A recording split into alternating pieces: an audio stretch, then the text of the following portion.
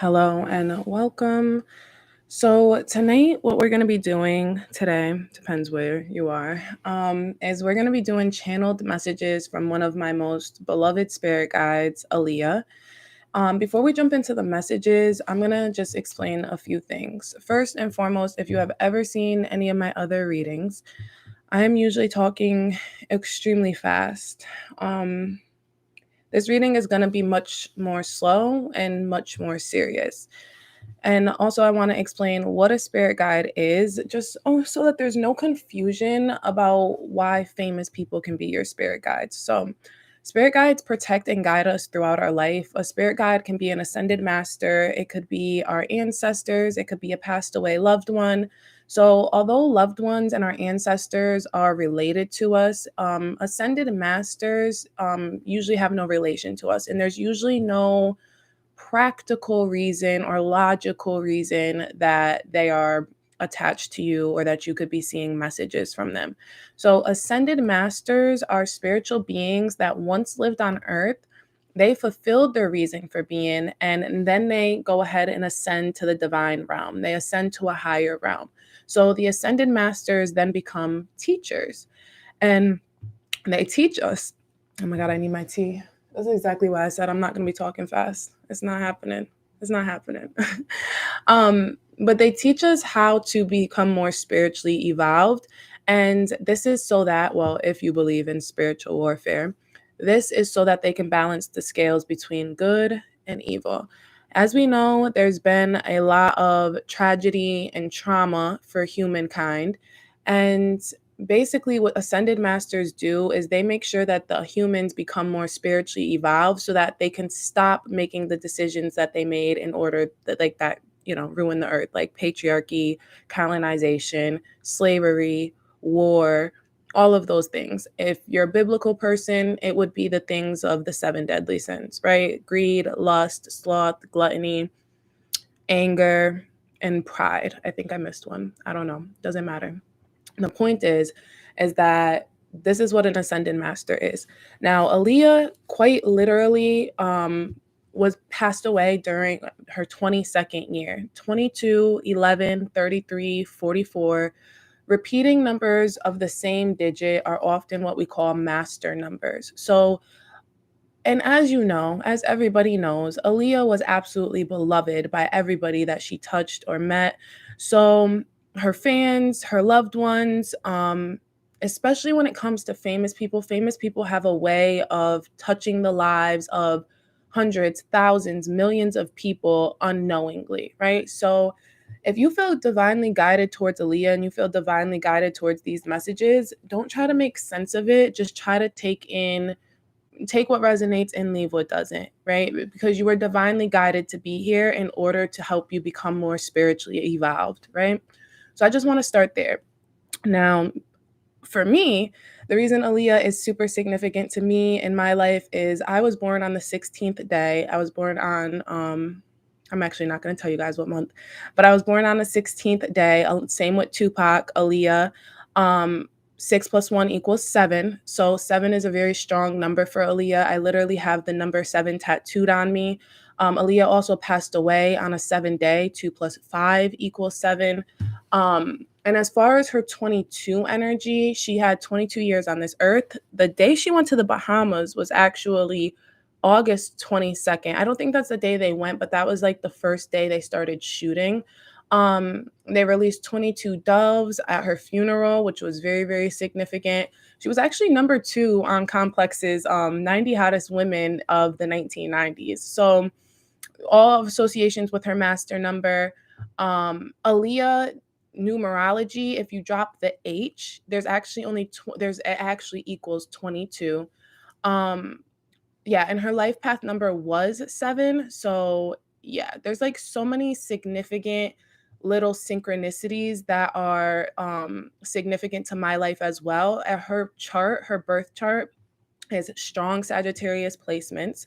Although she was a Capricorn, she actually had a Virgo moon. I have strong Virgo placements. And she actually had very strong Aquarius placements. So it's actually divine timing, regardless of who you are, what your sign is, any of the synchronicities I just said, that this is coming up right now because Mercury is in retrograde in Aquarius, right? And she was in Aquarius rising. So all that is very significant. So there are going to be strong messages here for Sagittarius, Virgo, Capricorn, or Aquarius, especially if those are in your big three. And by big three, I mean your sun, your moon, or your rising.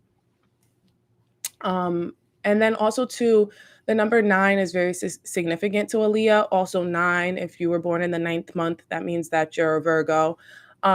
Mostly you're a Virgo. If you were born in the first 22 days or 21 days, ironically enough, because I believe Libra season starts around the 22nd. So it's like on the cusp of Libra and Virgo energy right there. So yeah, I'm going to say Libra placements as well. I really didn't pick up on that one as well. But like I said before, take what resonates and leave what doesn't.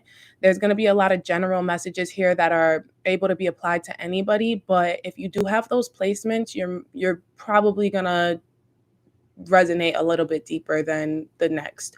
If you have placements that are strong in those aspects is what I meant to say.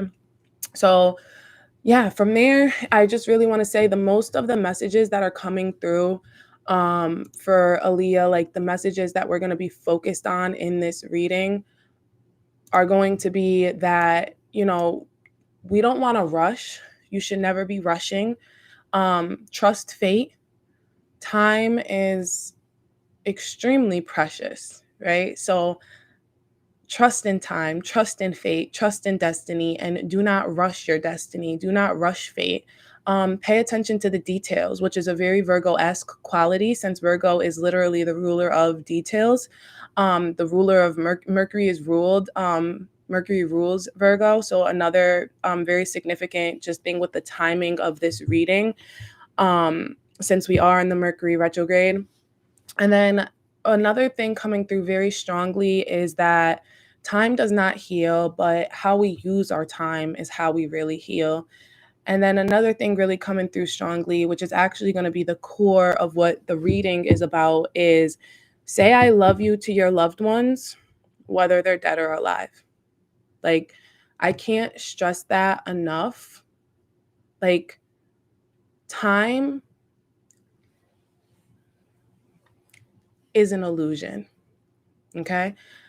Your loved ones, past away or present, are always with you, spiritually, metaphysically, in the 5D realm. This physical realm often has us believe that we are in separation or in stagnation or away from people that we love. And I think that we see that very closely in Aaliyah's last few moments. She was very eager to get home because she felt far away from from the people she loved, when in reality, they were right here with her. So the point of this reading is very much going to be about how to connect with your loved ones, how to connect with your spirit guides. One of the biggest messages that she was giving me is that she wants to help other people feel connected to their spirit guides. Now, this is obviously going to be more about passed away loved ones.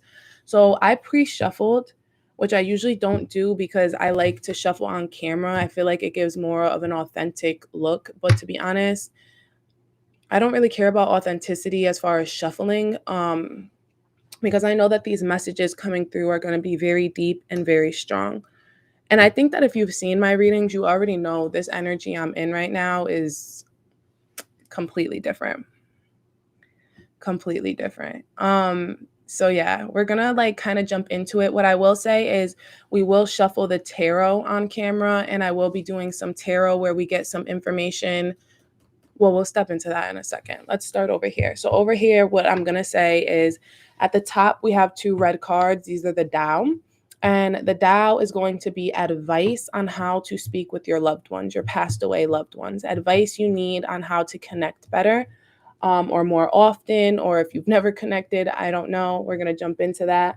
The bottom is going to be words of encouragement from your spirit guides, the things that you wish that you could hear from them. And then over here is going to be about timing, the best time to talk to your spirit guides. So yeah, I think we can jump right into it. I'm going to drink some of my tea though.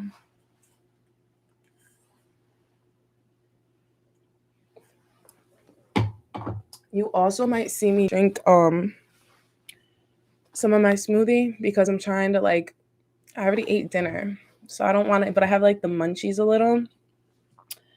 I always get like late night munchies. I stopped smoking recently, so I always get like late night munchies. And so I'm trying to like drink my smoothie, which by the way, guys, we're gonna plug this real quick. Not that my smoothie looks pretty, but it has moringa powder, collagen, apples, peanut butter. It's like very protein, lots of superfoods, chia seeds in there. So it really helps me curb my hunger. But yeah, I figured I'd drop that little note real quick. But let's jump into this. Like I said, this is actually very heavy for me, guys. Okay, so I'm being divinely called to tell a little bit of a story, which I didn't want to tell. But my friend and I were talking about this recently, and I was thinking about it while I was channeling the cards. So I am somebody who, um, my father has passed away. I'm sure you've heard me reference him in a lot of my readings. Um,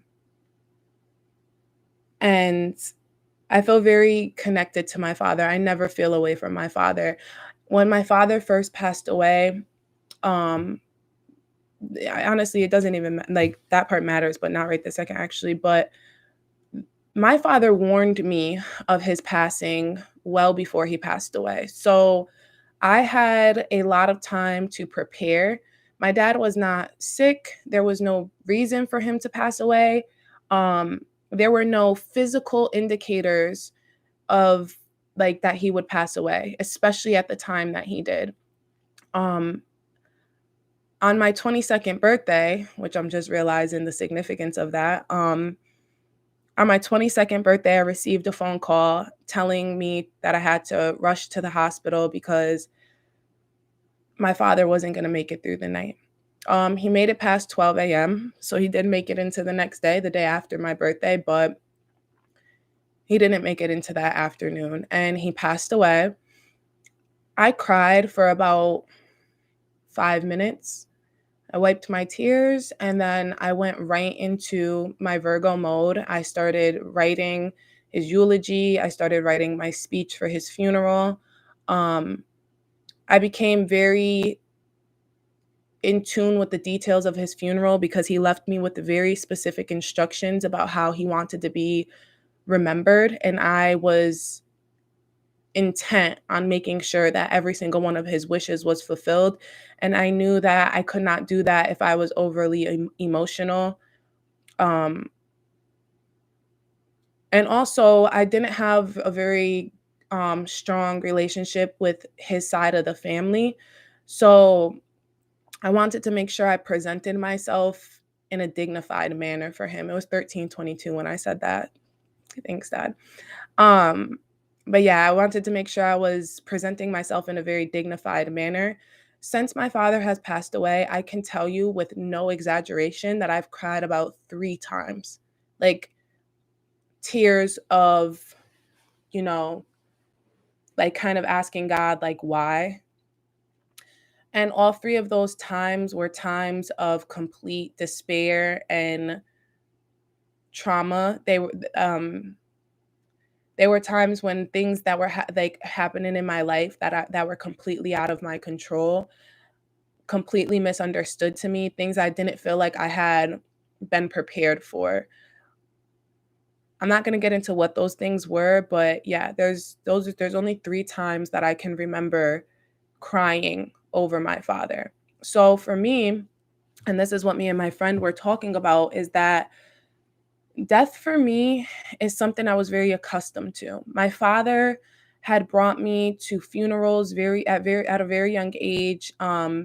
He tried to teach me the lessons of death, and he also very much so believed in the spiritual afterlife. So he was very intent on making sure I understood not only where he would go if he died, but also how to contact him. So he told me literally out of his mouth, like, when I die, like when I pass away, these specific things will happen. This is how you talk to me. This is how you'll see me. This is how you can get in contact with me.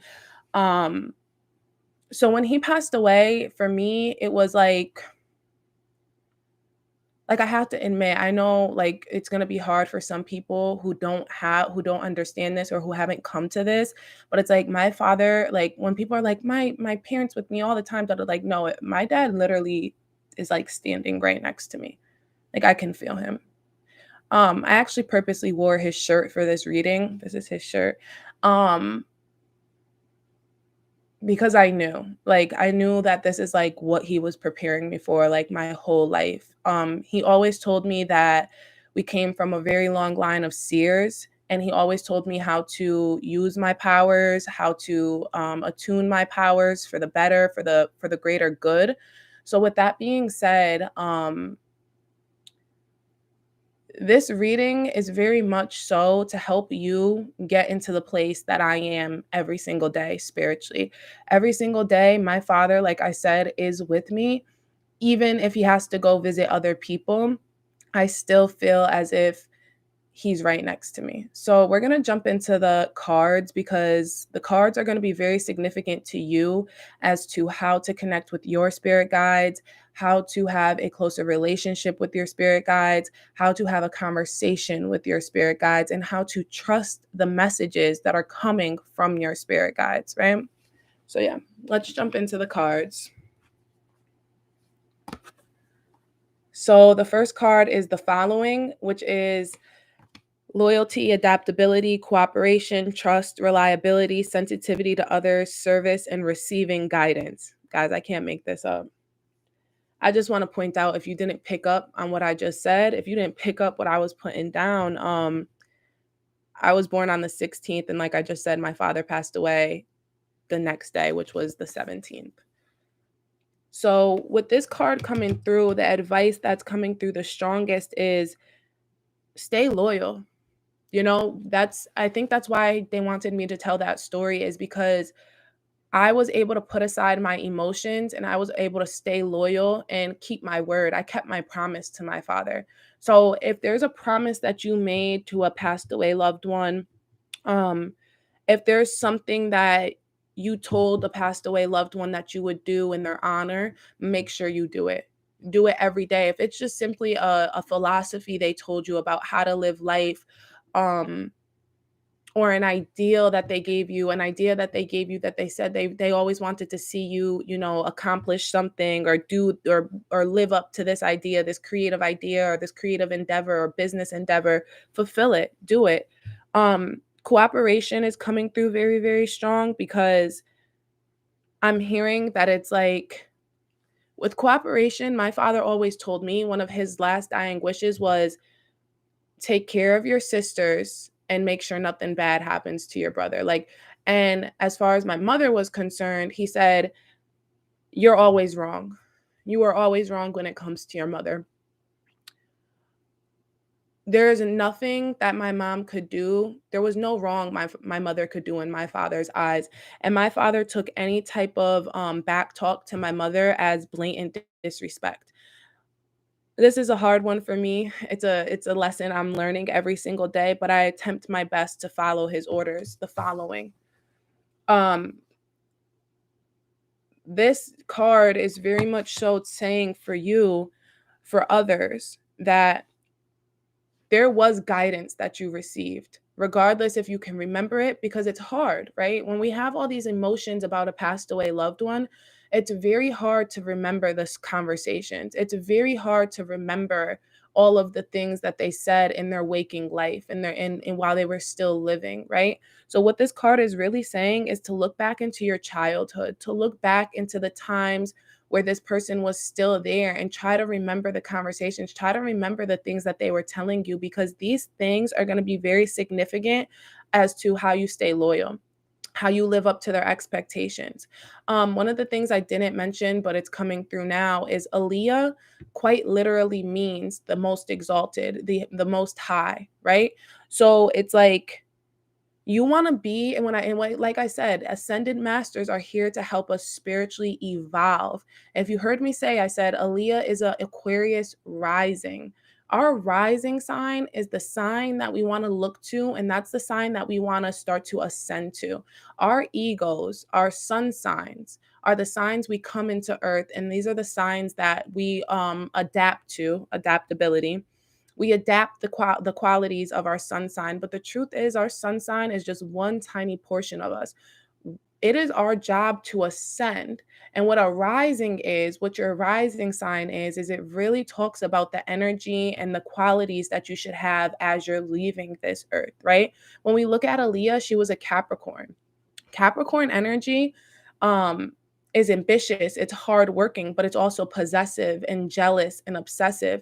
I don't want to drop this too much because I don't want to harbor on it too much, but let's look very quickly at her like her early on years, right? She was super hardworking, she was super ambitious, but she also got tied up with a person. I'm actually not even going to say his name because I feel like he doesn't even deserve it. We all know who I'm talking about, but she got caught up with a mentor, a person um who is known for jealousy, possession, obsession. So we can only imagine what happened behind closed doors. But as you can see, as she evolved more and more and more, she evolved more into her Virgo-esque qualities, paying attention to details, taking care of more of her own financial matters and more of her own contracts, things of that nature.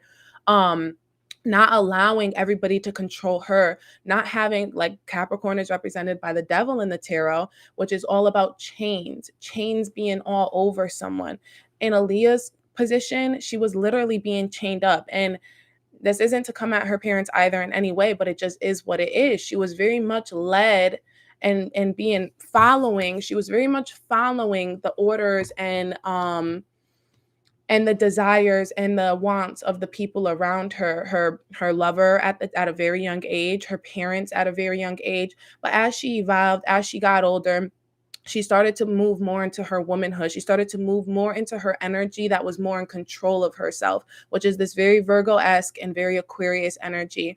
Aquarius energy is all about taking information and processing it and turning it into wisdom. She learned the lessons very early on and she turned that into wisdom. As you can see, her relationships became and not just romantic, but her relationships, her friendships, etc., etc. These were very loving relationships. These were relationships that weren't based on control or possession, but rather hope. And they were based in compassion. She was a very compassionate person as she left this earth. So it's very significant to all of us that we evolve, not only physically and mentally. Like, you don't just need to go to school, you don't just need to lose weight or have an ideal body, but you also want to evolve spiritually, right? We want to take the lessons that we learn and we actually want to apply them to our lives. And we see that with Aaliyah.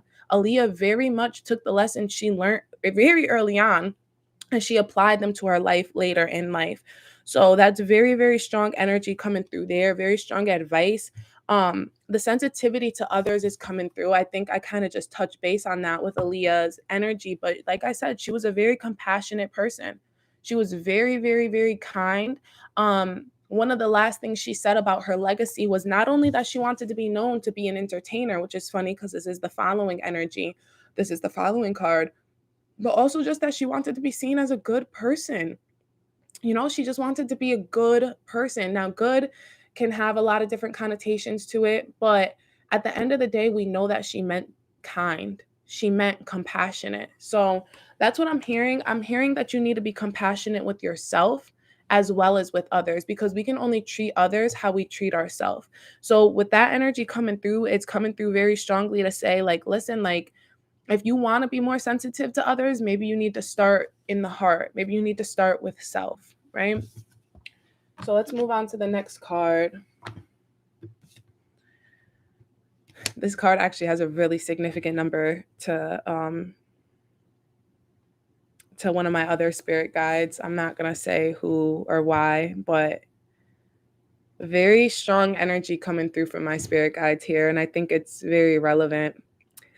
But this is actually about nourishment, health, well-being, providing for others, creating balance, nurturing the body, mind, and spirit. So the corners of the mouth is actually this is actually one of the cards that's represented by Virgo. In the Tao, there's about two cards for each astrological sign. And this is one of the Virgo cards, which I find very significant to the fact that I don't know if you guys heard that, but oh my God, divine confirmation. I love that. That was, okay. So yeah, Virgo energy. But the nourishment, health, well-being, providing for others. That's what I wanted to focus on because Virgo is all about giving, right? Virgo energy is all about giving to others, being of service to others. The nine energy, being of service to others. Um, but nurturing the mind, the body, and the spirit. What I'm hearing for advice is that you have to be in a clear mind, body, and soul. So, what I'm hearing is that one of the biggest reasons, if you're watching this reading, that you can't connect with your spirit guides or you're having issues connecting with your spirit guides is because there's not a balance between the three. There's a lack of mental health, there's a lack of physical health, and a lack of mental and physical health automatically debilitate spiritual health. One of the biggest lies you'll hear is that if you dream it, you can achieve it.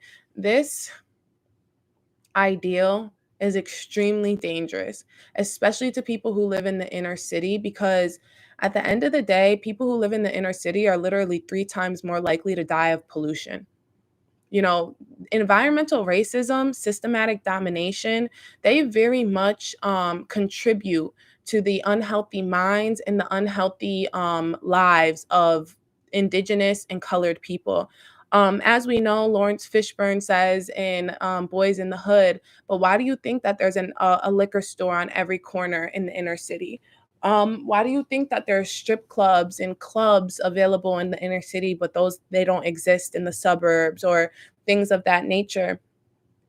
There is a pollution. Um, Even in terms of like the things that we watch, the commercials that come up on, BET versus the commercials that come up on HGTV. You understand where I'm going with this, guys? Um, a lot of this is out of your control. A lot of it very much is out of your control. So it is very hard it's very annoying to hear a lot of people come out and say things like, if you dream it, you can achieve it. But it's like, really? Because I'm pretty sure the system is set up for me not to achieve it. And that's very much true. But what this is asking for is this is asking for a conscious effort to try, right? A conscious effort to attempt it. Before I did this reading, the things I do, it's very simple. I did a Lord's Prayer, I did some yoga, and I cleaned my room. I did what I could do. I did what was in my control. And I think that what the Virgo energy talks about, is knowing what we like, paying attention to the details, right? If you can't change the whole bigger picture, then change what you can. You can't change the fact that there's systematic domination, not right this second. You can't just walk outside your house and say, everybody treat everybody right. Nobody's going to listen to you. Nobody gives a fuck.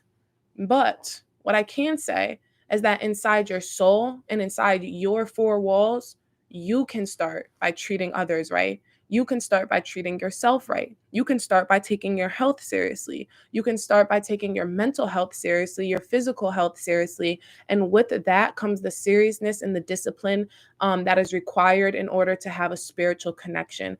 One of the biggest things that people hate about religion, but one of the things I actually revere about religion is that it gives discipline. Honestly, I don't believe every religion. I don't, at the end of the day, religion was literally created. Religion is a man-made construct. That's the truth. It is absolutely the truth. I would love to have somebody argue with me about that. Um, but the good thing about religion is religion gives discipline. So when you choose a religion, like for example, Islam, Muslim, they pray multiple times a day. That discipline to pray multiple times a day that's admirable to me. The reasons you choose your religion, like those are none of my business, but to choose a specific religion and to continue the practices, because you believe, right? You believe in you believe in the afterlife in whatever context that religion is. I believe that my father is here. So I believe if I talk to him, I have a stronger connection with him. So I discipline myself to make sure that my space is ready for him to come here. That could be crazy to one person and it could be absolutely wrong to one person, but for me it's how I discipline my life. It's how I feel connected. It's how I stay spiritually inclined. That's how I become a more spiritually evolved person. Another thing that's coming very strongly with this card is that nobody can tell you exact directions on how to become more spiritually evolved. They really can't. All I can tell you is that my mind, my body, and my soul are clear. My soul is clear because my mind and my body are clear. As I sober up my mind and as I detox my body, I feel as if I get closer and closer and closer to a higher purpose. I get closer and closer and closer to my Father. I have clearer and clearer messages coming from spirit guides like Tupac and AALIYAH. That's all I can tell you. I can only tell you, once again, I'm going to say it one more time. As I sober up my mind and as I detox my body, I have a clearer connection to the higher realms. I feel more spiritually grounded. That's it. And this is like the trick. That's the advice. That's it. I can't tell you to go get an altar. It doesn't matter why I have a flower and water. It doesn't matter why I have all these spheres here. I'll tell you guys about that if you're interested on another day. It doesn't matter why I have a mermaid tail or an owl. None of that matters. None of it matters. Not one part of it matters. The only part that matters is the fact that I was disciplined enough to get these things, put them here, keep them clean, and keep them active, spiritually activated and charged with my energy. That's all that matters. So if you can mimic that, if you can have that same routine, if you can have that same kind of formula, right? Then that's all you need. That's the only advice you need in order to get more spiritually connected. So let's talk about the encouragement. What I'm going to do for the encouragement is I'm going to read them intuitively, but I am actually going to read them directly from the book just so we can get some extra words of encouragement from the book. This is crazy. It's sensitivity, which is funny because which card? Yeah, the following. It says sensitivity to others on it. I don't know if you guys can see that. Yeah. It's crazy because I know I'm talking slower, but this still feels like it's like going fast. I don't know if I just have like this fast energy. But yeah, the sensitivity, I think I kind of touch base on that very much so, though. I'm not going to go too much harder on that because I feel like I made it very clear when I just talked about Aaliyah and the sensitivity and the compassion. So let's see what the book says and see if it has any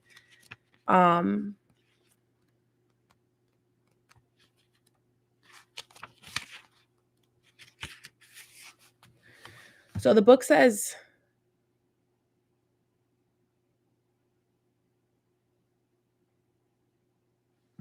oh my God. So the book says emotions, feelings, and sensitivities are all very strong at present and may cause decisions to become more difficult. You might even find that a clear answer is not possible at all. Be extra considerate and kind to others because someone really needs you and your compassion. The core of an issue will be difficult to see right now, but patience and a gentle approach will assist in understanding. A romantic encounter, an increase in feelings of love for someone, and the deepening of commitment are all possible. This is due to a change in the energies associated with true feelings for the better. This is a good time to express how you feel about someone or something. Be aware that under the energy of this card, a person can easily fall into the role of victim due to the rise in everyone's emotions and sensitivities. Affirmation: I make space and boundaries for feelings. And the keywords are sensitivity, empathy, compassion, romance, feelings, neediness, and victim. All right, here's why I am going to give a little bit of a trigger warning because I do think I'm going to trigger some emotions here. But what I'm going to say is that there's a couple things. First and foremost, the card says, quite literally. The core of an issue will be difficult, meaning it's difficult to understand death, right? But patience and a gentle approach will assist in understanding. We've already discussed that. Be gentle with yourself and be gentle with others. In time, you will come to understand why things happen the way that they did. It may not be right this second, but in time you will. Everybody isn't as fortunate to have a parent or a passed away loved one prepare them the way that I was. And I'm completely empathetic of that. Um, if you're somebody who didn't have that chance, the chance for a goodbye, this is next saying, um, now is a good time to express how you feel with someone or something. Tell them goodbye. They're not gone. They're right near you still. You still have your chance to speak to them. So if there's something you need to say, speak it out into the universe. Start the conversations. Even releasing this energy, it helps to just purge. You want to purge these emotions out of yourself. You're holding them in like toxic waste. And when we hold emotions in like toxic waste, we become toxic.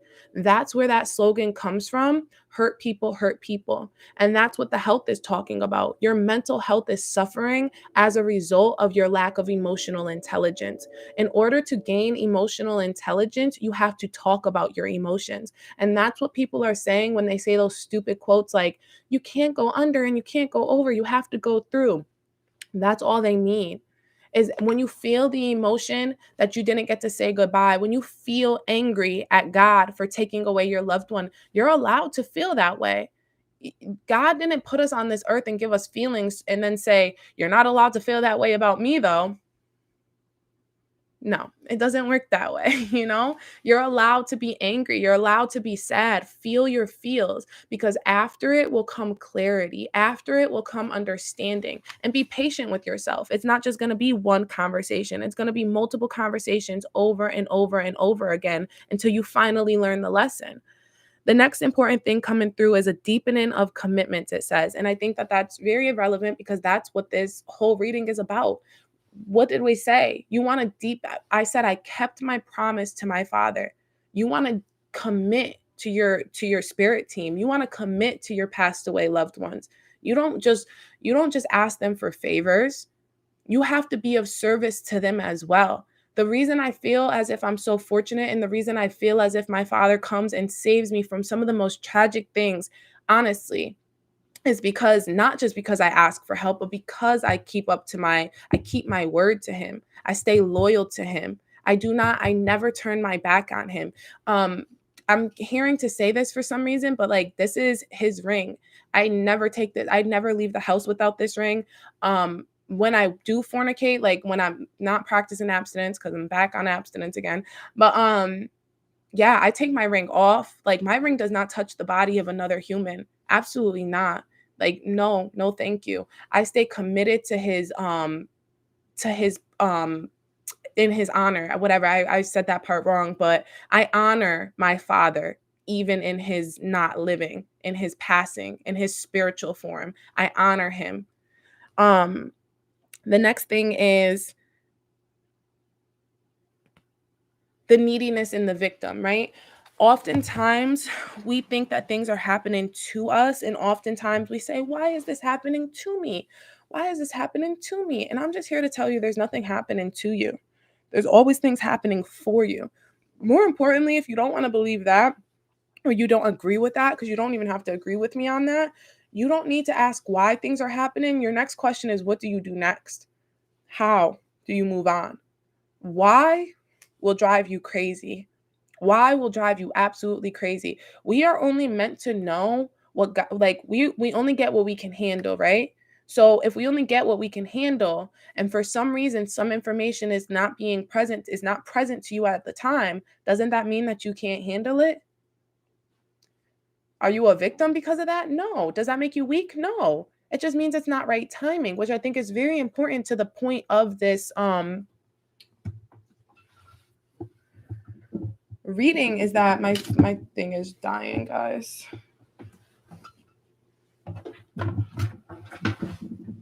Gotta get it on the charger.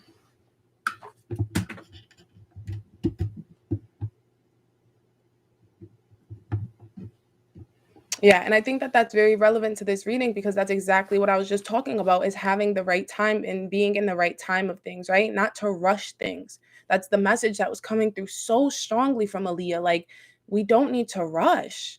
We don't need to rush. Is this funny? Because this is this is the card. This is my father's card. It's achievement. Oh my God. So here, words of encouragement.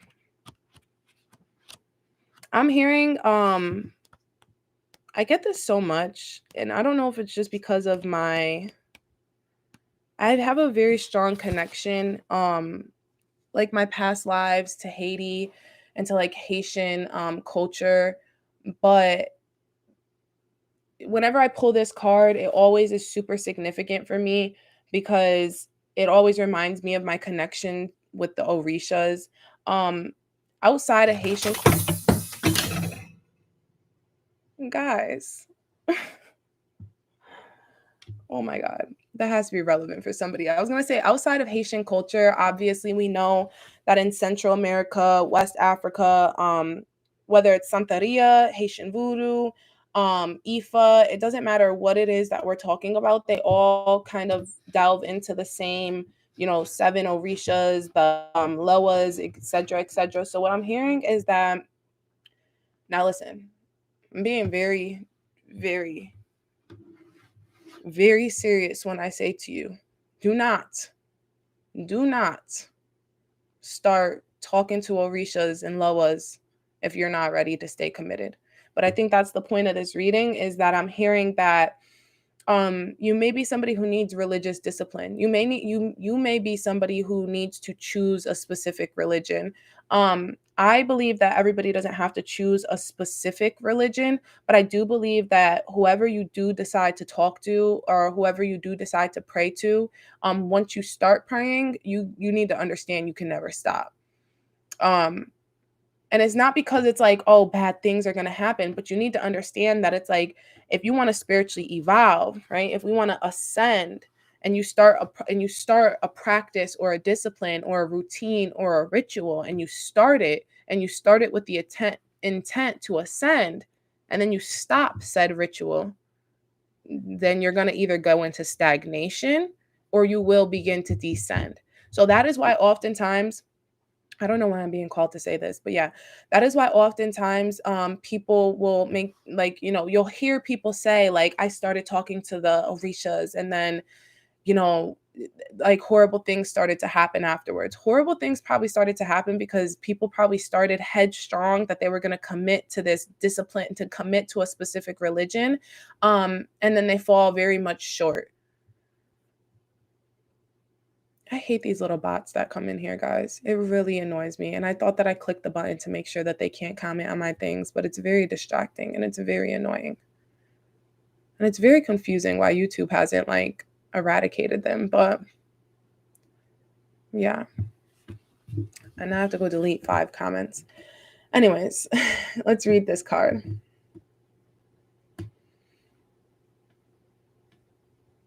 Okay, I'm actually going to read. Usually I don't, because sometimes for timing, I don't read the about the flower and the animal, but I am just because of what it says here. I didn't realize it says this. I mean, I knew it says this, but I'm realizing it's very significant to this specific reading. So shago is a flowering root vegetable of the Andes region and was an important crop for the Inca Empire.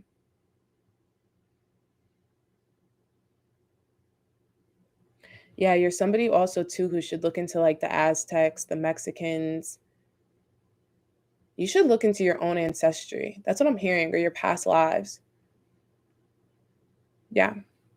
Shago's flowers are about 0.8 inches in diameter and depend on the photoperiodism of the flower. Their color varies. In Bolivia, the flowers are purple, and in Ecuador, they are purple and white. I think that's very Interesting. I don't know if periodism means something about it has to though, because periodism, it's like synthesis. So photo is the prefix, and then period is time in Latin.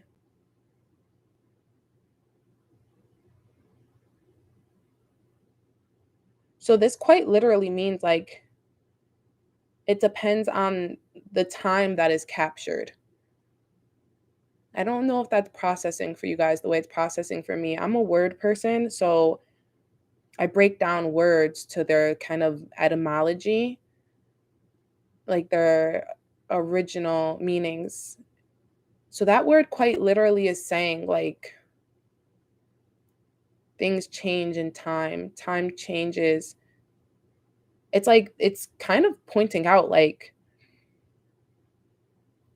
the flower is fated to be a certain color and it can't change it no matter what happens around it environmentally, locationally, geographically.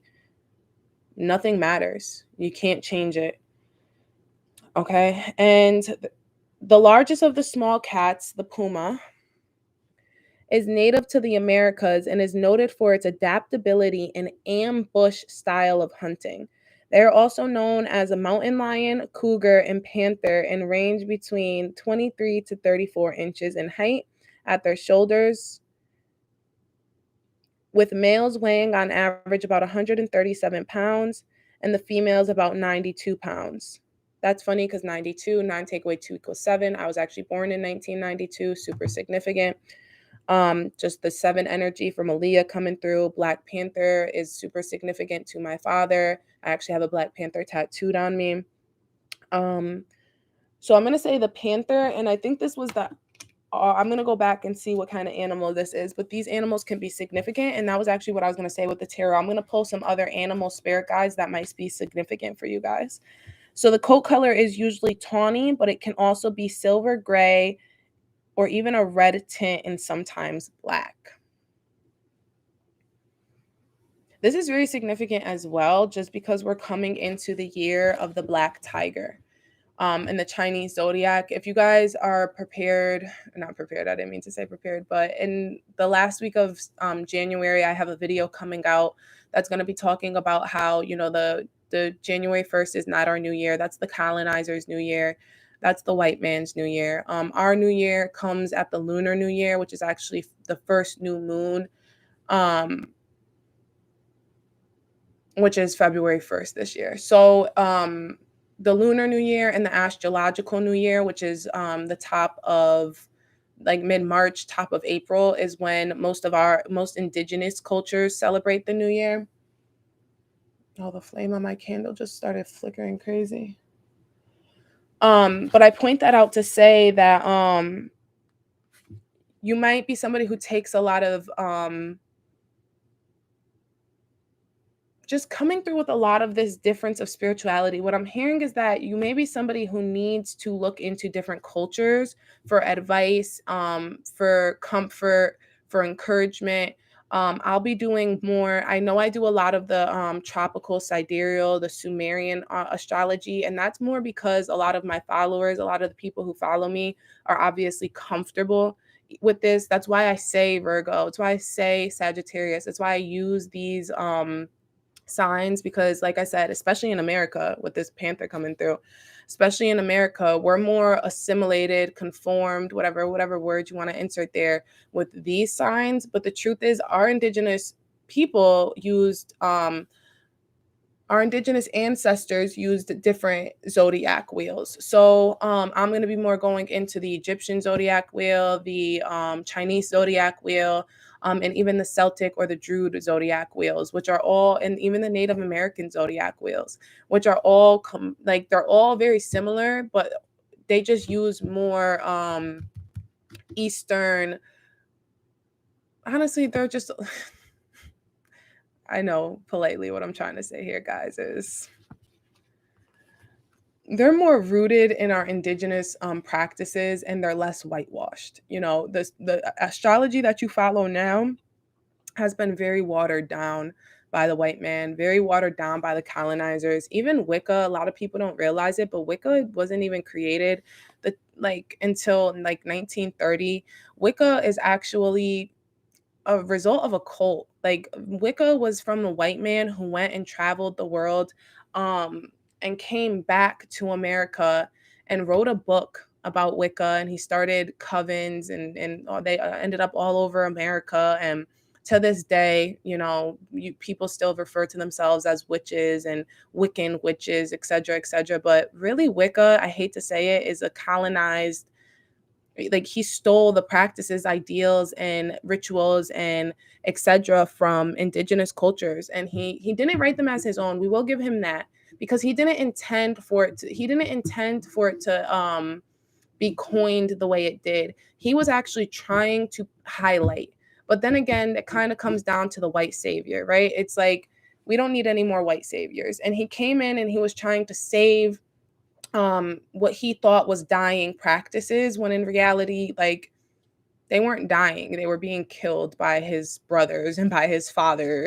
Like, you get what I'm saying? Because they were being killed by other white men. He just happened to be one white man who was like, no, we need to save these. So, but I just point that out to say that a lot of the things that we see here in America are just whitewashed versions of what is happening in indigenous cultures. So if you want to feel more connected, I'm hearing that that's a piece of advice for you, is that you need to look more into your indigenous roots. Look into there's no such thing as white. Technically, white is a result of colorism, and it's a result of systematic domination. White quite literally means white Americans who have been brainwashed and who have washed away their roots to other countries. They believe that in Americanism, they believe that they are solely American. They believe only in the land that they were born into, and do not give credit or do not honor their ancestors in different countries and their ancestors that come from more indigenous roots. So, yeah, I'm hearing for you. Check out your ancestry. Even if you're white, check out your ancestry. So, yeah, let's read the words of encouragement. Your personal efforts will be rewarded, so keep going. Perhaps you could focus on personal development at the moment to assist you in something you want to achieve. That's really weird. I didn't read this before I said all that, guys. Cuz I really, damn. That really just came spiritually to me. Like, I was just like, you need to say this.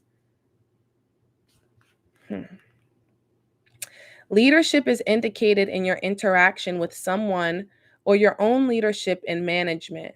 That's funny because it's saying like I didn't say it exactly, but you need to take the lead in this. You have to be the one to start the conversations. And it's not even start, because your ancestors have already been trying to talk to you, but like, you need to take the lead and say like, I'm here, I hear you, and now I'm talking back. Community and groups could be a great source of I'm gonna read this again. Wow. Oh my God, I'm reading forward now, guys. This is crazy. Community and groups could be a great source of inspiration and assistance to get where you are headed, and you could find yourself publicly praised in some way or needed by a community. Cooperation is necessary, and the part you play in this relationship is extremely important. Be careful of defeatism, which can creep in at the moments when you are close to achieving and succeeding. Those last steps are the hardest and longest because they set us on a firmer step to the next level. What did I say? I said most people who start praying to Orishas, most people who start praying or start like a religious regimen, they stop. They stop at some point, because it's like even people who quit. There's always like quit smoking or quit drinking. People who quit addiction. There's like a there's always there's like this why is this not coming to me? Like a probability of re why is this word not coming to me? I think we know what word I'm talking about. Either way, I'm trying to say you could easily fall off the wagon. It's very easy to fall off the wagon. Once you jump on the wagon of soberness, once you jump on the wagon of health, once you jump on the wagon of religion, it's very easy to fall off. And the affirmation that they're given for advice, for encouragement that you can use is, I really can do this. I really can do this. I'm going to say it like 5 times. I really can do this. I really can do this. I really can do this. I really can do this. You're really allowed to do this. You are really doing it. And then the keywords are achievement, victory, community, leadership, defeatism, and conflict. Yeah, I think this is crazy. This is literally cooperation. Here's the thing, guys, too. When I shuffled these cards, they fell out. I didn't even get a good shuffle, and the cards literally fell out. I said that there's nothing I could do. I have to take them. And these fit so well with each other. I feel super calm and super at peace right now, guys. I'm not even going to lie. Like, this full moon is coming in, and it's like snowing outside. I always get more calm when it starts to snow. Yeah, we're going to pull the timing.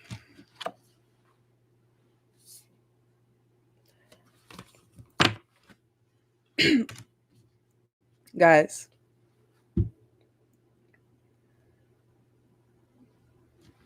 this card says a personal issue reaches a resolution, full moon in Cancer. Guys, I just said this full moon energy, I'm calm. We're in the full moon in Cancer. That's what we're waiting to. The moon is in Cancer, but the full moon is on the 17th, and it's saying a personal issue will come, is going to be resolved. Drop a comment if you're somebody who's feeling extremely calm watching this. Drop a comment if you're somebody who's like, it's like you could feel like a release of anxiety just by hearing some of this stuff. One thing I'm going to say is that I pulled these cards for the time, right? To tell us like what time is the best time for you to talk to your ancestors. I think it's literally quite saying the time is now. The time is now. The moon's in Cancer. This is the Cancer card. The time is now. And then we have work through your fears with the moon in Scorpio. I think it's literally saying the time is now. I'm going to read these from the book.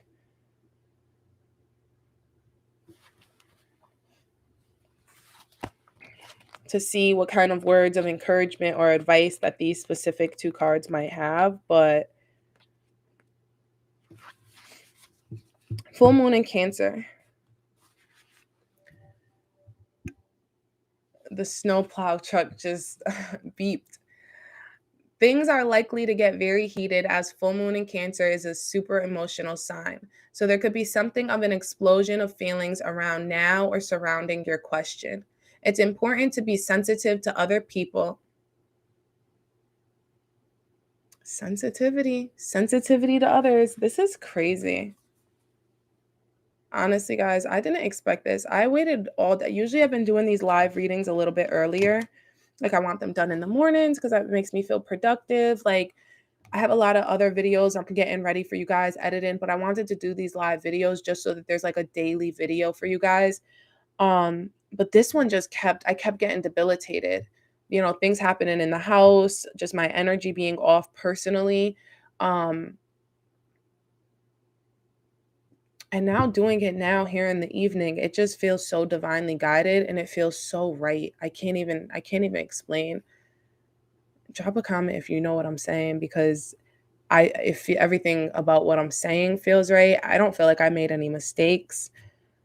Usually sometimes after a reading, I'm like, damn, I shouldn't have said that way, or I could have, said that a different way. But right now it just feels very good. So yeah. It's important to be sensitive to other people when you pull this card. There are some very fine sensibilities around, so tread carefully as you move towards your goals or dreams. This card indicates an especially feminine time. It also heralds the time to deal with any family issues coming up. Nothing to worry about. It signals a challenge is now coming to an end. The card also suggests both that a domestic matter or private issue will soon come to a head and that it's a great time to move house. The answer to your question lies in being a kind leader. This is the time for you to step up and agree to overcome your insecurities. Oh my gosh. Attune to the moon, or an affirmation you can use to attune to the moon, is it may be best to move towards what you want in a sideways manner. I'm going to explain that for exactly in context to this, because that could be a little confusing. Sometimes I feel like, this one was written by somebody in America, but some of my things are written by people in like London and UK, and they talk funny over there. Their English is different. But what this is saying is that you can't use logic. And I think I said that in the beginning when I tried to explain like about AALIYAH and like my connection to AALIYAH. There's no logical, like any logical or intellectual or practical person can easily comment and tell me that those are coincidences, that I have the same placements as her. Tell me that it's a coincidence that I was born on the same day as her. I don't give a fuck. I have a spiritual belief system that is unfuckwittable. Like, you cannot fuck with my spiritual belief system. I believe what I believe. And like I said, that's loyalty to my father. My father taught me this shit is real. And he's gone. So you can't, unless you can dig him up and get him here to physically look me in my eye and tell me that everything he said was wrong, then you're done for in an argument. I will be loyal to my father's word until the day I die. So with that being said, is that when they're saying a sideways manner, is they're saying that sometimes spirituality, and like I said, I was saying it throughout the reading, that meant one thing might be crazy to one person, but it might be completely sane to another person. One of the things I say on like, let's take this out of spirituality, right? If I go cure cancer, there's going to be 10,000 people who say to me, well, why didn't you cure lupus? Why didn't you cure sickle cell anemia? Because I didn't want to. And people are going to say, well, you're crazy for curing cancer. You're crazy for going out and spending your whole life curing cancer when there's so many other diseases that could have, and there's so many, and you could have been a heart surgeon, and you could have been, who the fuck cares what other people think? Who the fuck cares what other people think? Now, on the flip side, that was a little bit of my dad in there, guys. Me saying he gets a little angry. But to be sensitive to others is that we just have to stay in our lane, and we have to be confident in our lane, and we have to make sure not to disrespect other people's lanes, because those people may be coming at us from a place of hurt, from a place of fear, which we're going to talk about the fears with the Scorpio card. And we may be inclined to respond to people out of a place of fear, and from that place of fear, we truly hurt people, we attack people, we're overly defensive, etc., etc. So I think you understand what I'm saying, is that you just need to be confident in your own lane, stay in your lane, and treat others like you like to be treated. Respect other people's spiritual practices and logical arguments that your spiritual practice is wrong, right? You can't get all hyped up every time you see a post on Facebook that says, like, if you believe in God and you have an atheist on your friends list who's always talking about how God isn't real, or higher beings aren't real, or spirituality is just a cop out and all these things, then like, if you keep getting overly emotional about these things, you're just wasting time, essentially. Like, I mean, I don't know how else to say it, to be honest. Like, yeah, I don't. So that's how I'm going to leave that. So anyways, the additional meanings of this card are: meditate to soothe heightened emotions, don't be clingy, stop sulking, and have you had enough family time lately? I think this is very important. What did I say in the beginning? I said, you guys have to understand, in order to pull myself into this spiritual mode, I had to link up my body and my mind first, which was meditating, praying, and the meditation came through the yoga, you know what I mean? Meditation, praying, and a little bit of stretching my body, feeling my body. So meditate to soothe heightened emotions is super on point, because meditation can come through mindful meditation, like I said, which we see through yoga. or it can come through listening to frequency music. I got scared for a second. I'm like, why are my lights not on? Doing light baths, sound baths, things of that nature, salt baths. I can think of a million things of how to meditate. It's actually one of the things I talk about in my book, Lovesick. Not Lovesick Diary, but the second part of Lovesick, which is going to talk about mind, body, and soul, the Lovesick Dictionary. So I have Lovesick Diary, but the Lovesick Dictionary, which will be out around Valentine's Day. Don't be clingy. What did we talk about in the beginning? Aaliyah was a Capricorn, which is what? Possessiveness. It's possessiveness, possession, obsession, these things of that nature. So it's like, just don't have these devil-like qualities. Don't cling on to this ideal that you deserve something. You deserve to see your loved one. No, just let go of people. One of my biggest lessons that I learned from my father, and I was supposed to say this earlier, but I guess that's why they're making sure I come back to it, is that my dad, the way he taught me about death is, listen, I might trigger some emotions. So don't get mad at me for this one. This is just what he told me, and this is how I view death. Okay. But my dad explained to me right before he died, he said to me, tell me all the reasons you're going to miss me. And I said, all right, and now this is a lesson he taught me well before. He taught me that there was no such thing as missing somebody. And this is a concept I very strongly believe. It's very hard for me to tell people I miss them, because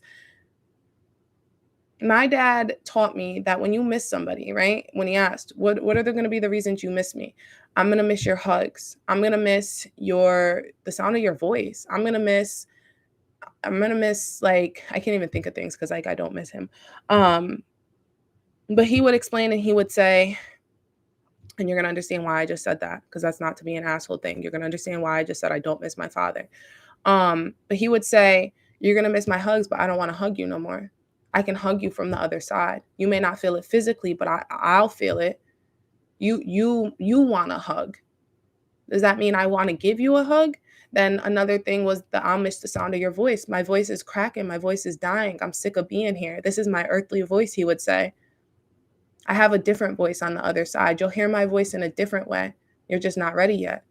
These things that we miss about people, we miss people because we miss them for ourselves. I really don't mean to trigger anybody. I could feel people like, no, that's not, no, it's true. It's true. If you miss somebody right now in your life, dead or alive, it's because you desire something from that person. And that's a lacking mentality. People, we can't cling on to people. We don't own people. People are not ours. We are born in this world alone and we die alone. And I always like to bring up Kobe Bryant right here. And even let's think about Aaliyah. Aaliyah was on a plane with a lot of people she loved technically, but not the people, not her mother, not her brother, not her father, not her lover who she was trying to rush home to see so badly. Very few souls, and I bring up Kobe Bryant here whenever I say this, very few souls have the luxury, are fortunate enough to pass away with a loved one who will pass away with a loved one. Imagine how fortunate Kobe Bryant's daughter was, that in her last dying moments, I always get chills thinking about this, because I feel like a lot of people don't think about this because they always think of the negative connotations of death. But because I like to look at the positive sides of death, think about how many people literally, think about how much comfort that little girl felt looking up at her father. Just knowing, and how much comfort he felt looking at his daughter. Now, don't get me wrong. I know that for a parent to, think this is the end. And I know, for Kobe, he is an adult, so he's thinking about his wife and his other children. But think about how in that moment they got to look each other in the eyes and have that moment of passing away together. Not many people get that moment. It's a very rare thing that you will get to leave this earth with the person that you love, the people that you love. It's very rare. So one of my dad's favorite quotes is, you're born alone, you're going to die alone. So for you to cling on to these earthly connections, these earthly relationships, these physical relationships, it's selfish. It's selfish and it's unnecessary. The more comfortable you get with being alone, in reality is actually the more comfortable you get with being with people. And I say that because when you are truly alone, you are actually the most connected spiritually with everybody who you've ever known in your life.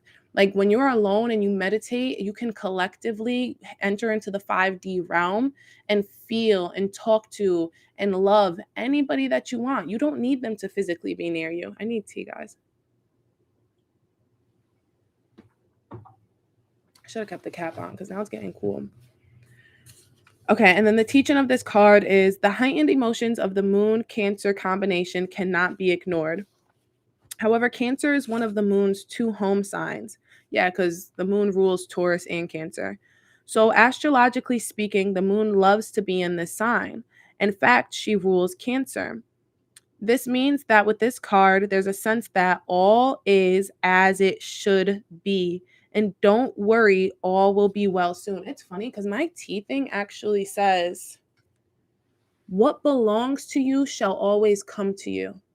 This is crazy. Also, too, I want to point out that with all the Sagittarian energy I was talking about that Aaliyah had, me being a Sagittarius, etc., etc. If you are a Sagittarius, I just want to let you know you actually exalt in Cancer.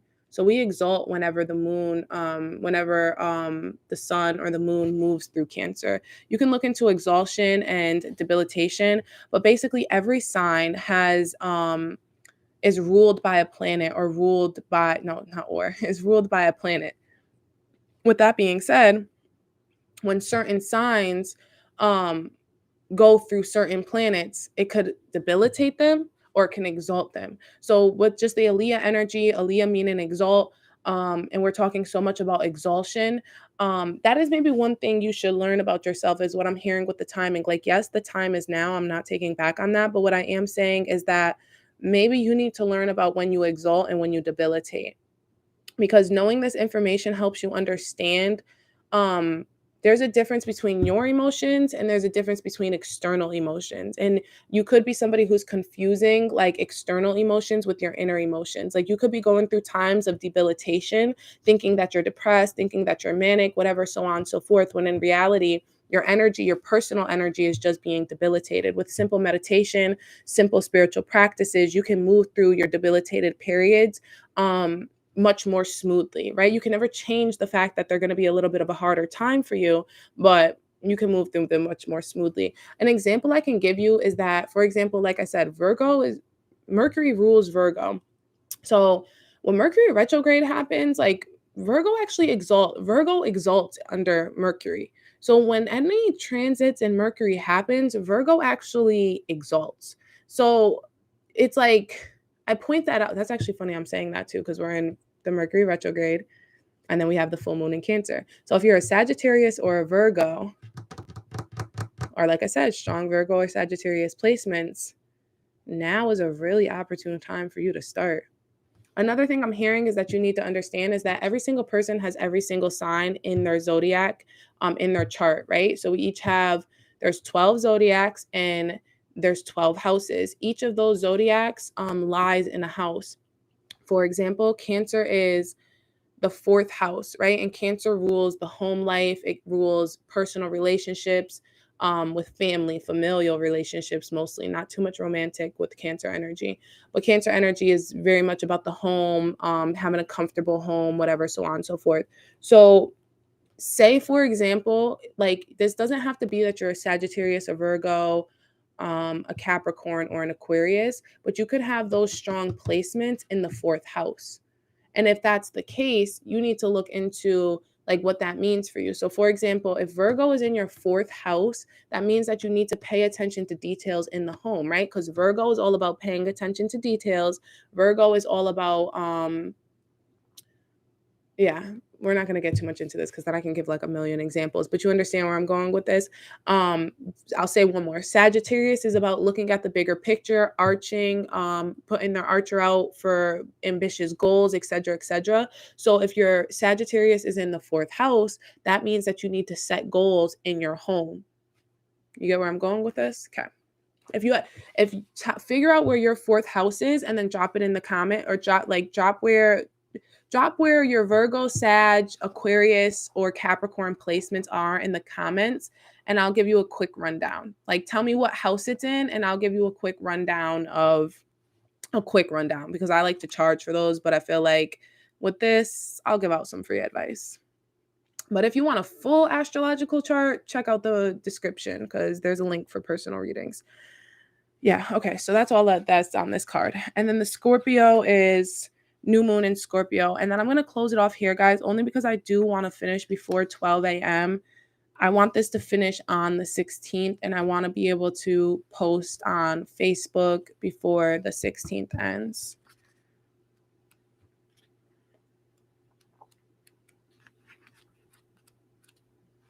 I just feel like that's very important. Okay, this card suggests a rebirth. Think of your situation as the phoenix. This is really weird. Before I did this, okay, never mind. It doesn't matter for you guys. Think of your situation as the phoenix that's rising from the ashes, as the birth, death, rebirth paradigm. I'm hearing 100%. I have to tell you guys this, but if you want to learn more about the death, rebirth, death paradigm, please read this book. I'll put it in the description. It's like in the description of every single one of my readings because it's literally the best book ever. That's what Scorpio energy is all about. Whatever you've been through, there's a new start ahead.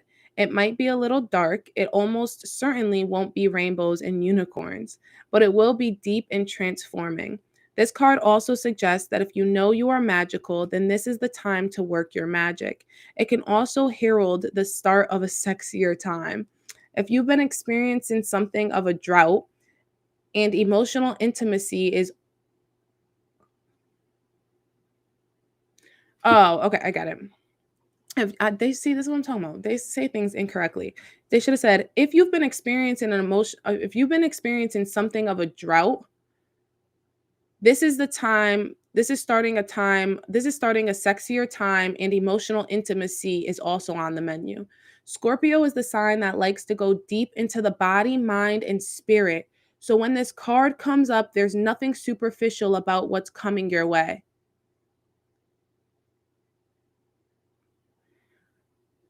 Mind, body, spirit. And this is saying, attuned to the moon, have some sexy time. And the additional meanings for this card are time to let go of a grudge you're holding, move on from jealousy, stop being obsessive. Could it be you're being paranoid? Make an investment into something. And the teaching is Scorpio is the sign of death and rebirth, magic and shamans. Its energy is a little bit dark, occult, and even scary. Not all of us like to face the shadow, but Scorpio demands it. In fact, it's through working through your dark side that you can get to the light. And the new moon in Scorpio and the appearance of this card at any other time suggests you need to do that now. So I was a little confused with the sexy time, but I'm really not. Because I think it kind of comes into what I was talking about Aaliyah's transition, right? Her transition from young girl who's, like I said, being obsessed over, she's being possessed by her family and by her lover at the time. And then she moves into her adulthood, right? And when she's younger, she's wearing these big, huge shirts and she's bagging her pants and she's trying to cover up her body, right? And that happens a lot with young girls who are being overly possessed, who are being overly obsessed over because they try to hide, they try to control what they can control, right? So this is actually oftentimes why you see women have eating disorders. They either overeat or undereat in order to control what they can in their lives.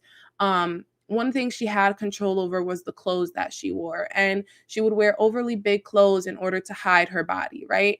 A lot of people don't put it in perspective like that, but that is technically what was happening. But as she grows older, as she reaches 21, as she reaches womanhood, I had seen a documentary on like VH1, and it talked about when she does, I think, the More Than a Woman, or One in a Million, one of her last videos, but she's wearing that black sheer dress, and the stylist is like, that was the first time she ever asked me like for a sexy dress like that. Her lasting image turned into something sexier. And I usually hate the word sexy. Actually, it's like one of my least favorite words, which is why I didn't like that it said it there. But just thinking about it in this context, I'm actually changing my mind a little through this reading about the word sexy for some reason. But what that's asking is that you take more control over, like, back to what I said in the beginning. I said that you can't control your external circumstances, right?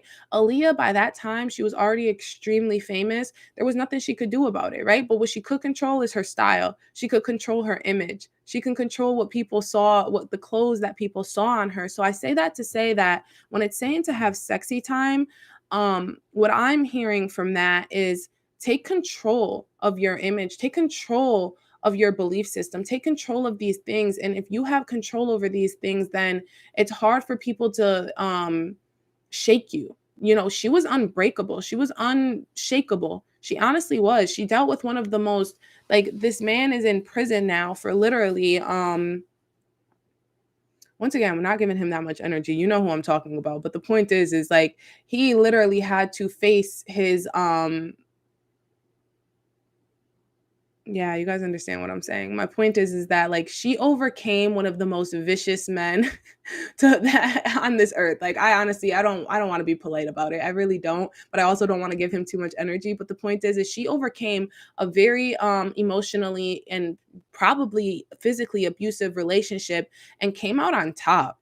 And not only did she come out on top, but she came out owning her body, owning her experience on earth. Like, Aaliyah didn't sit around and get depressed, cling to this victimhood. Like I said in that one of the other cards that we pulled, becoming too much of a victim. She never Aaliyah and her family, let's take notes actually. Take notes, because Aaliyah and her family absolutely refused to let Aaliyah become a victim or to be known as one of his victims. It's actually even too why I feel so spiritually inclined and why I feel so, like, divinely guided to, like, not say his name, not give him that, not call, like, she was never his victim. She was never his victim because she said she wasn't his victim. She could control the narrative of what came out of her mouth, of the language that she used, the style she had after she left him, the music she chose after she left him. She didn't come out and talking on Oprah about her fucked up marriage or her bad decisions as a child and etc., or how she was taken advantage of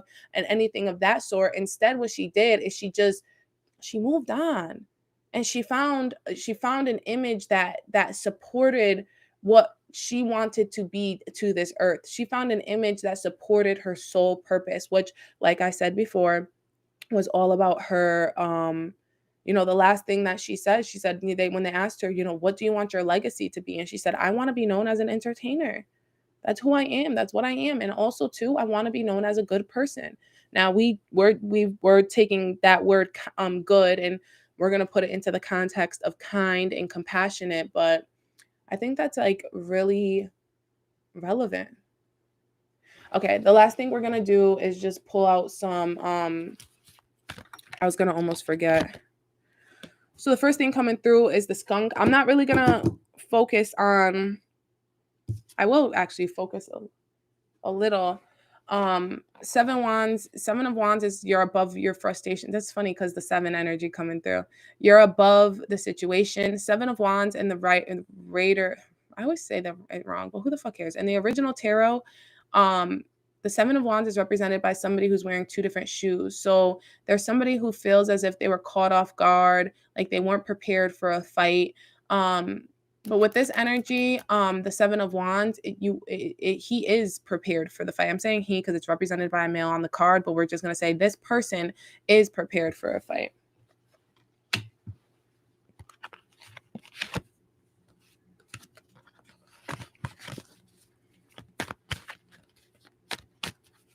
So yeah, I would check out skunks. We're looking into and I said I would check to see what's on here. An otter. Skunk, otter. The fish. I'm hearing Pisces energy. Bass.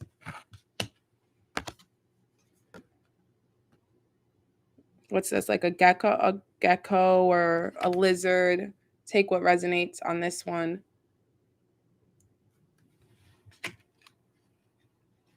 It's funny because the King of Cups is all about sensitivity. That's what the otter is. It's all about sensitivity. It's all about compassion. It's funny because a lot of these, and Eight of Cups is coming out of that coming out of the emotions with that full moon there. And then Page of Wands is birth, new beginnings, creation, ideas. So it's funny because we were talking about the death, birth paradigm, the death, rebirth, death paradigm.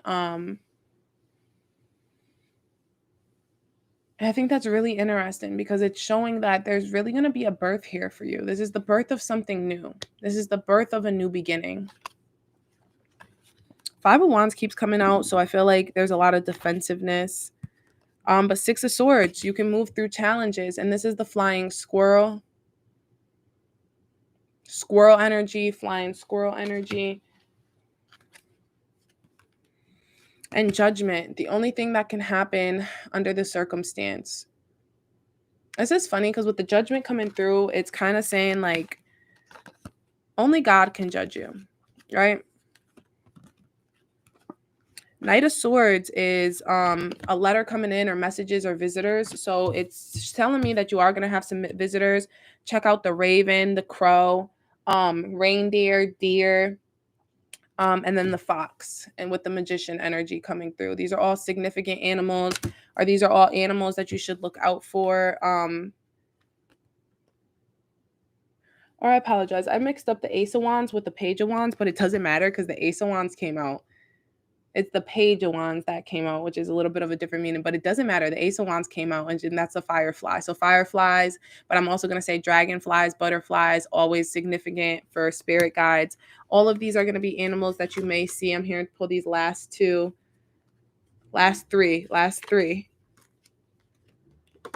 Oh my God. That's why. Yeah, because okay, the death card came out, which is super significant here. I don't even feel like I need to get into like a whole details about this, but more crow, raven energy, vulture, the vulture, turkey vulture. Check out, please. If you resonated with that, please check out the turkey vulture. The high priestess card came out, which is all about connecting to spirituality. Secrets will be revealed. A lot of this is about and it's funny too. Yes, secrets will be revealed. The secrets, the things, the personal issue comes to a resolution. That's literally what this card is signifying for this reading. So spiders are super relevant. Spiders, I will give a little tidbit on. I could give tidbits on all these animals, but I'm not doing it. You can Google them or wait for my book to come out at the end of this year with all the spirit animals in it. But with the spider energy, spiders are about weaving fate. And I think that that's very interesting because the title of this is trusting divine timing, trusting the divine design that is fated for you. Seals. I'm also going to throw in stingray. Oh, yeah, they wanted me to. I'm also going to throw in stingrays. Super relevant. And then last but not least, lion energy, which I feel like is super relevant because these fall in line with the Panthera species. These fall in line with the Puma. This falls in line with the Black Panther, all that good stuff, the tiger. Like we said, we're going into the year of the Black Tiger. So what was the last thing I was going to do? Yeah, I'm just going to check for you guys what animal that is. I think that's an aardvark or an anteater. I guess we'll see. I don't know why I'm guessing. It's right here. The answer is going to be right in front of me.